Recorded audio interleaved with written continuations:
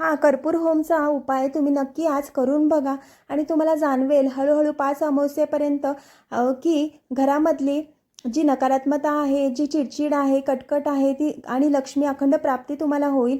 तुम्ही हा उपाय आज 15 जून म्हणजे सोमवती अमावस्या ही ज्येष्ठ महिन्यातील अत्यंत पवित्र आणि दुर्मिळ अशी सोमवती अमावस्या आज साजरी केली जाणार आहे।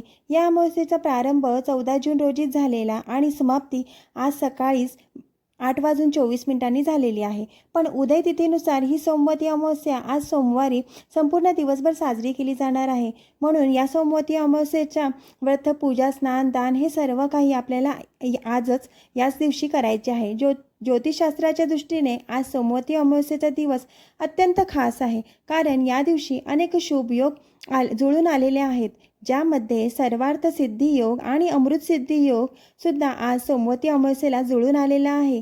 या दिवशी भगवान शिव, माता पार्वती, भगवान विष्णू आणि आपल्या पितरांची पूजा केली जाते। या दिवशी पितरांच्या शांतीसाठी दान, तर्पण आणि पिंडदान केले जाते। यामुळे प्रखर पितृदोषही दूर होतो। विवाहित स्त्रिया पतीच्या दीर्घ आयुष्यासाठी आणि अखंड सौभाग्यासाठी या दिवशी उपवास करून पिंपळ वृक्षाची पूजा करतात। या दिवशी मौन राहून पवित्र नद्यांमध्ये स्नान केल्याने अश्वमेध यज्ञासारखे पुण्य मिळते आणि म्हणून या सोमवती अमावस्येला स्नानाला खूप जास्त महत्त्व दिलं जातं।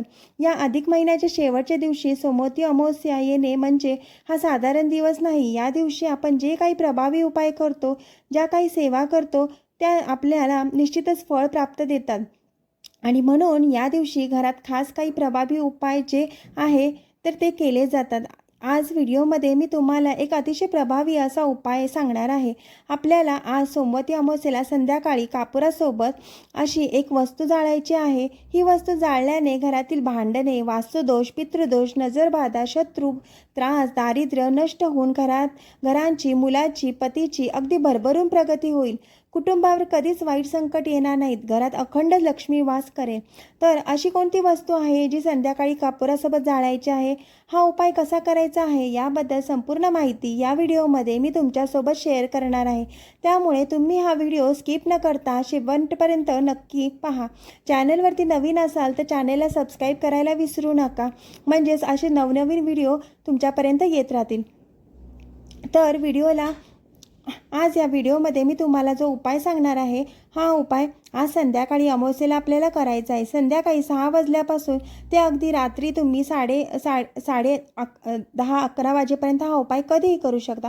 पण जर तुम्हाला शक्य नसेल तर सायंकाळी जी लक्ष्मी येण्याची वेळ असते, तिन्ही सांजेची वेळ आपण जी म्हणतो, या वेळेला हा उपाय केलेला अतिउत्तम आहे। तर आता जो उपाय मी तुमच्यासोबत शेअर करणार आहे, हा अतिशय प्रभावी आणि सात्विक उपाय आहे। हा उपाय जर आपण आपल्या घरात केला तर आपल्या घरातील नकारात्मकता, वास्तुदोष, पितृदोष दूर होतील।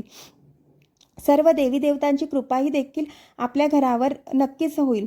पितरांची पूजा करावी, पण हे आपल्याला शक्य होत नाही, म्हणून किमान सोमवती अमावस्येला तरी आपण पितरांची पूजा करावी। आणि पितरांची पूजा करावी म्हणजे नक्की काय करायचं? आजच्या दिवशी आपल्याला पितरांचे नाव घ्यायचं आहे। संध्याकाळी पिंपळ वृक्षाजवळ एक दिवा लावायचा आहे। मोहरीच्या तेलाचा किंवा इतर कोणत्याही तेलाचा दिवा तुम्हाला पिंपळ वृक्षाखाली लावायचा आहे, कारण त्यामध्ये साक्षात आपल्या पितरांचा वास असतो। भगवान विष्णू, माता लक्ष्मी या वृक्षामध्ये वास करतात आणि जेव्हा आपण पिंपळ वृक्षाखाली दिवा लावतो तेव्हा पितृ जे आहे ते तृप्त होतात आणि आपल्या कुटुंबाला, आपल्या मुलांना ते आशीर्वाद देत असतात। म्हणून पिंपळ वृक्षाखाली एक दिवा नक्की लावा। पिंपळ वृक्ष तुमच्या घराजवळ नसेल तर आपल्या घरामध्ये दक्षिण दिशेला तोंड करून तुम्हाला एक दिवा लावायचा आहे, कारण दक्षिण दिशा ही पितरांची दिशा मानली जाते। म्हणून तिथे दिवा लावल्याने आपल्यावर ते प्रसन्न होतात।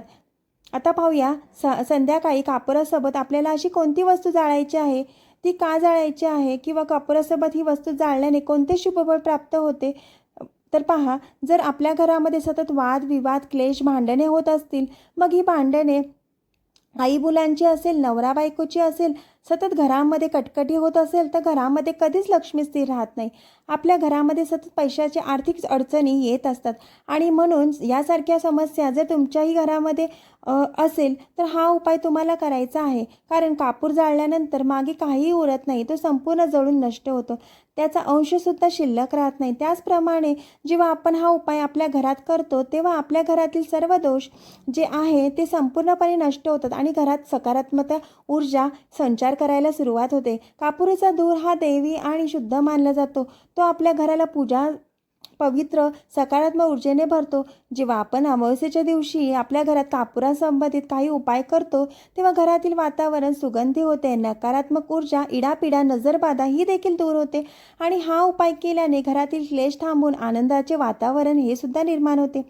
तसेच हा उपाय इतका प्रभावी आहे की हा उपाय घरात केल्याने घरातील प्रखर प्रत्यदोष दूर होऊन सुख, शांती, समृद्धी नांदते. तसेच वाईट नजरेपासूनही आपले मुलांचे, पतीचे संरक्षण होते. तर संध्याकाळी देवघरामध्ये दिवा प्रज्वलित करायचा आहे.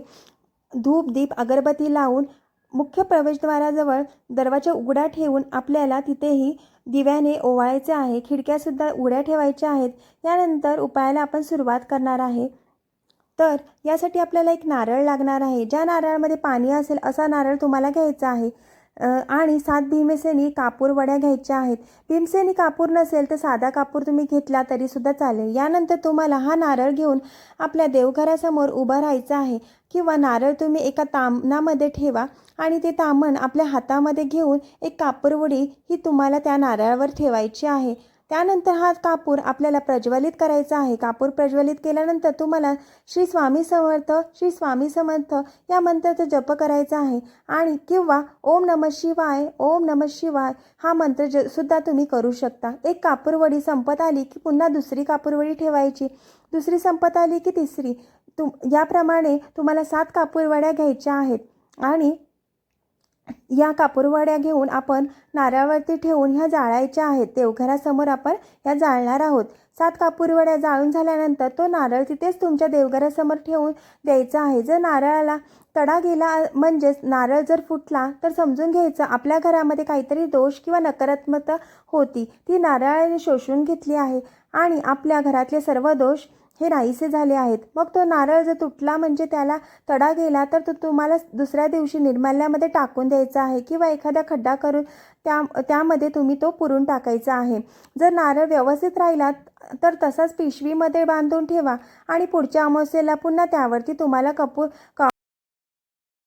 तर हा असा साधा सोपा आपण कर्पूर होमचा उपाय जर केला तर घरातली नकारात्मक निगेटिव्हिटी जाऊन घरात पॉझिटिव्हिटी यायला नक्कीच मदत होईल. मन आणि घरही प्रसन्न वाटते. तर हा साधा सोपा उपाय आपण नक्की करून बघा आणि कमेंटमध्ये सांगा. हा व्हिडिओ जर तुम्हाला आवडला असेल तर चॅनलला लाईक आणि सबस्क्राईब करायला विसरू नका. श्री स्वामी समर्थ.